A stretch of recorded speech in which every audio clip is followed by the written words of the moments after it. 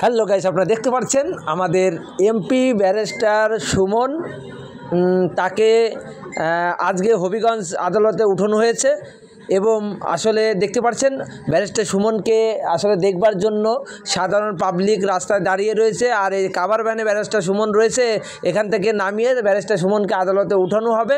আর ইতিমধ্যে আপনারা শুনতে পেরেছেন ব্যারিস্টার সুমন আদালতে উঠে কান্দাকাটি করেছে। আসলে সে কান্দে বলেছে, যদি এভাবে আমাদেরকে ধরে যদি দেশ ভালো থাকে তাহলে আমি এতে খুশি। তো এখন দেখতে পাচ্ছেন আদালতে তার আসলে এলাকার লোক এবং স্বজনরা জড়ো হয়েছে এখানে রাস্তায়। এখানে আসলে ব্যারিস্টার সুমনকে দেখবার জন্য এসেছে। আসলে সারা বাংলাদেশে ব্যারিস্টার সুমনকে সবাই ভালো চোখে দেখে, কেউ কখনো ব্যারিস্টার সুমনকে খারাপ চোখে দেখেনি। সে অনেক মানুষের উপকার এবং হেল্প করেছে এবং আওয়ামী লীগ সরকার থাকলেও সে অনেক এমপি মন্ত্রীদের বিষয়ে কথা বলেছিলেন, বাঘের বাচ্চার মতো কথা বলেছিলেন। কিন্তু হঠাৎ করে এখন এমপি ব্যারিস্টার সুমনকে বিলের বাচ্চা হিসেবে আসলে ধরে নেওয়া যায়, এটা ঠিক কিনা সেটা আমি বলতে পারবো না, জনগণই বলবেন কমেন্টে।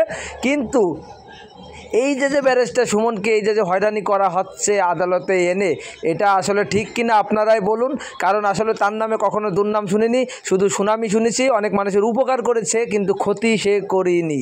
কিন্তু আজকে দেখুন তাকে কি পরিমাণ হয়রানি করা হচ্ছে। এখন এটা আমি বলতে চাচ্ছি না, কিন্তু আসলে মুখ দিয়ে বের হয়ে যাচ্ছে। কিন্তু জনগণ আসলে কেউই মনে চায় না।